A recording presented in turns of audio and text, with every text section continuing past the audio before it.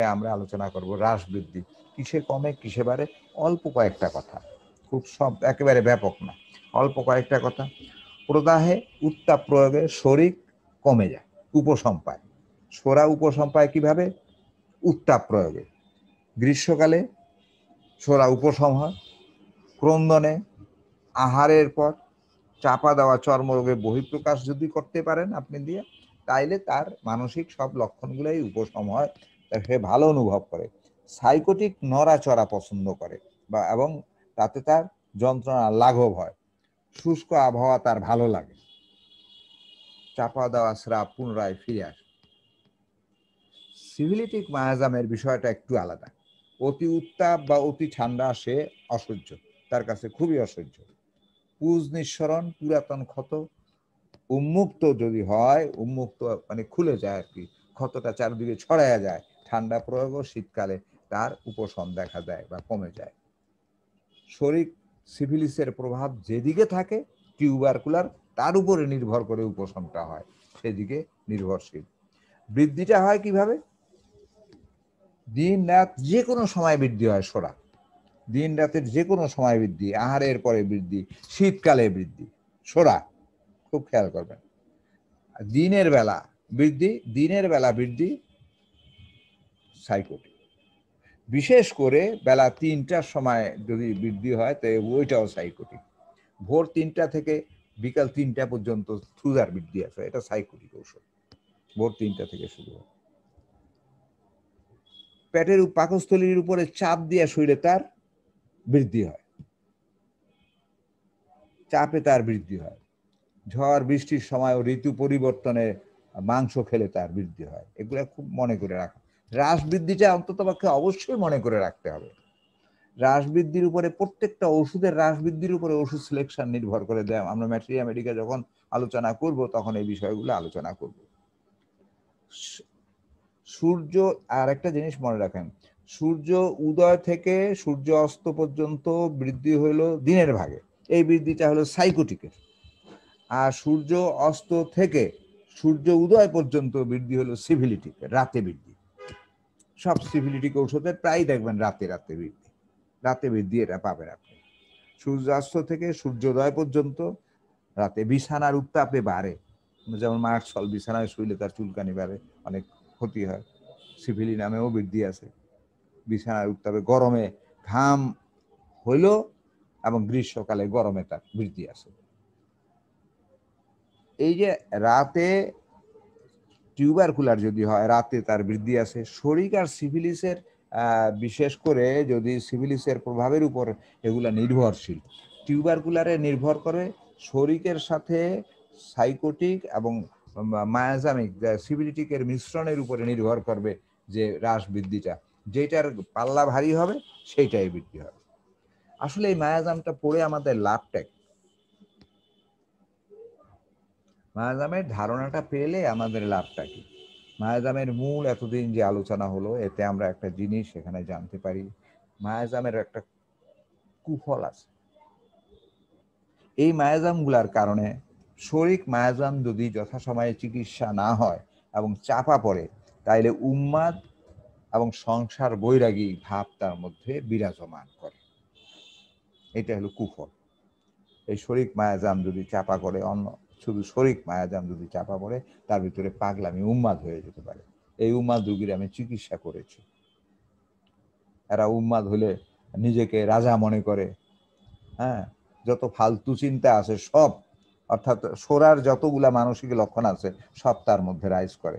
এটা না দেখলে আপনি, অভিজ্ঞতা যদি চিকিৎসার মাধ্যমে অর্জন করা না যায়, শুধু বই পড়ে দেখা যায়। আমি নিজে দেখেছি একজন পাগল উন্মাদকে দেখেছি, সে গায়ে রং টং মেখে একটা ছেঁড়া শার্ট গায়ে দিয়ে মনে করতেছে সে রাজা, বাদশাহ হয়ে গেছে। কাগজ পকেটে ভরে বলে যে জানো আমি এত টাকার মালিক, মানে অহংকার প্রকাশ। তারপরে এই মানে স্থায়ী থাকে না এগুলা, সে কোনো মনে করেও বলে না, এগুলা তার ভিতরে রাইজ করে, রং টং দিয়ে নিজেকে রাঙিয়ে ফেলে। এটা শরীর রোগীর একটা মানে পাগলামি, অর্থাৎ সে আর মনে করে সে আমি যা বলি তাই ঠিক, মানে ভণ্ড দার্শনিক, মানে সে যা কত কিছু যে জানে সে অনেক কথা বলতে থাকে, জানো আমি যা বলি তার এগুলা এগুলা এইগুলা কুফল। আর সাইকোটিকের কুফলে এই এটা কথাটা হলো, সাইকোটিকের কুফলে বর্তমান বিশ্বটা চলতেছে। চোর, বাটপার, মিথ্যাবাদী, বেইমানি, যত কুটকৌশল এই সাইকোটিকের প্রভাবে হচ্ছে। তাহলে আজকে আপনি যদি এটা বিশ্লেষণ করেন, এইটা সারা লোকই তো খুঁজে পাওয়া মুশকিল, দূরবীন দিয়ে খোঁজার দরকার আছে যে এইসব প্রভাব ছাড়া কোনো লোক খুঁজে পাওয়া এটা খুব কঠিন হয়ে যায়। কাজে সাইকোটিকের প্রভাবটা খুব বেশি এখন।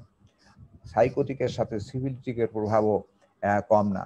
কারণ এই যে খুন মার্ডার, আত্মহত্যার প্রবণতা দেখেন, মানুষ মিছিল করে আত্মহত্যা করে, পেপারে পাই, একত্রে জাম করে পড়ে যায়, সামান্য একটু টাকা দেয় না, ছাদের উপরে উঠে লাভ দিচ্ছে, এটা কোনো কথা হলো? মোবাইল একটা কিনে দেয় না স্কুলে যাওয়ার সময়, সে আত্মহত্যা করছে। মানে কত ক্ষুদ্র ক্ষুদ্র ব্যাপারে আত্মহত্যাগুলো হচ্ছে। এগুলো সিভিলিটিক মায়াজাম তার বংশগতভাবে আছে।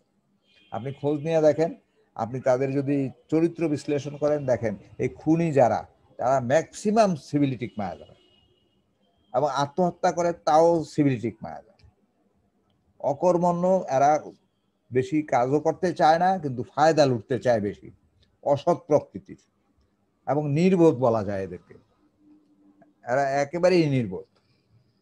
এই কুফলগুলা তাদের মধ্যে বোধ শক্তির অভাব দেখা যায় বর্তমান সমাজে।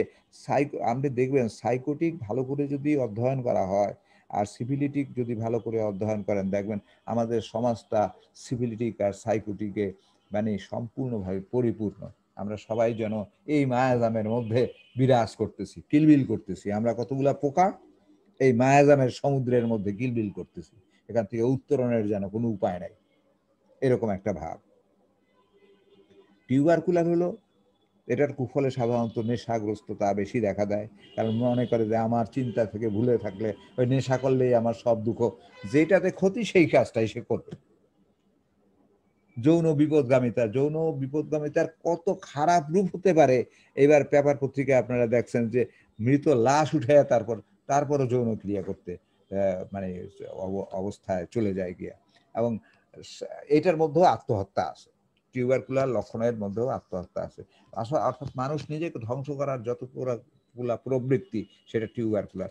এই কুফলগুলা মধ্যেই আমরা বসবাস মূলত করতেছি। এখন এগুলা জানার পরে আমরা চিকিৎসা নিয়ে একটু আলোচনা করি। এতক্ষণ আমি যে আলোচনা করলাম বিছনের আলোচনা থেকে তুলনামূলক আলোচনা হয়েছে, এর আজকের বাইরে আর মায়াজামের আলোচনাটা হবে না। এখন আমাদের এই মায়াজামটা কি কাজে লাগবে, আমরা কিভাবে মায়াজামিক রোগীর চিকিৎসা করব, এই বিষয়টার উপরে আমি আলোকপাত করব খুব সংক্ষিপ্তভাবে। কারণ যখন মেডিসিন পড়াবো তখন আরো কিছু অবস্থা। একটা রোগী উন্মাদ দেখা গেল, তার পাগলামি করে, খালি হাসে, ঠিক কিছু নাই, কথা বলে তার কোনো মানে তাল ঠিক নাই, বেতালে কথা বলে, খাওয়া দাওয়া ঠিক নাই, এবাড়ি ওবাড়ি গিয়ে চায় খায়, কার কাছে চাইতে হবে কার কাছ থেকে নিতে হবে এরকম কোনো নিশ্চয়তা নাই, লজ্জাবোধ নাই। এই অবস্থার একটা উন্মাদ রোগীকে আমি চিকিৎসা করেছি। এখানে দেখা গেল বংশগতভাবে তার মধ্যে সাইকোটিক প্রভাব আছে, এটাও পাওয়া গেছে, সিভিলিটিকের অবস্থাটাও পাওয়া গেছে। কিন্তু এখন প্রস্ফুটিত, এখন যেটা দেখা যায় মায়াজামিক দিকটা, সবচেয়ে বেশি মায়াজামিক মানসিক লক্ষণটা তার সোরা। এখন আমি কি করব? সাইকোটিকও আছে, তার বংশগত ইতিহাস আমার জানা আছে সাইকোটিক। এখন আমি কি করব? এখন সাইকোটিক আছে, সাইকোটিকে দেব ঔষধ, সিভিলিটিকের মায়াজামের ভিত্তিতে দেব, না প্রস্ফুটিত লক্ষণ যেটার বেশি পাবো সেটাকে দেব? এইটা হলো চিকিৎসার ধরন। আপনি করবেন কি, এটার প্রথম কাজটাই হলো আপনাকে যা বাহ্যিকভাবে প্রত্যক্ষ হচ্ছে, যে মায়াজামটা ভেসে উঠছে, আরেকদিন বলছিলাম দুধের স্বরের মতো যে মায়াজামটা উপরে উঠে আসছে, আমি এরকম বলি অনেক সময়, 3টা কালার, আপনি 3টা কালার 3 দিকে রাখেন, 3টা কালারের ভিতরে যেটা উজ্জ্বল দেখাচ্ছে, সেই মায়াজামটার দিকে আপনার আগে দৃষ্টি দিতে হবে। আমি কথা বলছি, দেখেন আমার এই যে সামনে রেখে কথা বলছি, এখানে অনেকগুলো বই আছে, আমার শরীরে জামা আছে, আবার দেখা যায় উপরে কয়েকটা, তাকের উপরে কয়েকটা জিনিস আছে, যেটা পিছনে কয়টা ফুল আছে। এখন এই কয়টা যা আপনি দেখছেন, আপনারা এর মধ্যে সবচেয়ে প্রস্ফুটিত দেখা যাচ্ছে কি, আপনার প্রথম দৃষ্টিটা দেন তো, চোখে লাগতেছে লাল, যেটা সেটা প্রথম চোখে লাগতেছে আপনার লাল, তারপরে আসতেছে সেকেন্ড যদি ধরেন আপনি, তাহলে হলুদ, যেটা এইরকম ভাবে আপনার প্রথম যেটা চোখে আসলো, এই মায়াজামটার উপরে আক্রমণ করতে হবে। এই মায়াজামটাই মূলত আমাদের আক্রমণ করতে হবে। 30 মিনিট চলে গেছে, আর 10 মিনিট আছে, দেখি আমি এই ধাক্কায় আলোচনা করব। তাইলে প্রথম প্রস্ফুটিত মায়াজামের উপরে আক্রমণ করে ওষুধ দিতে হবে। তাকে দেওয়া হলো সালফার, এবং সালফারের কারণে তারপরে চর্মরোগ, অন্যান্য রোগ আসছে, সেই অনুযায়ী তার চিকিৎসা হচ্ছে।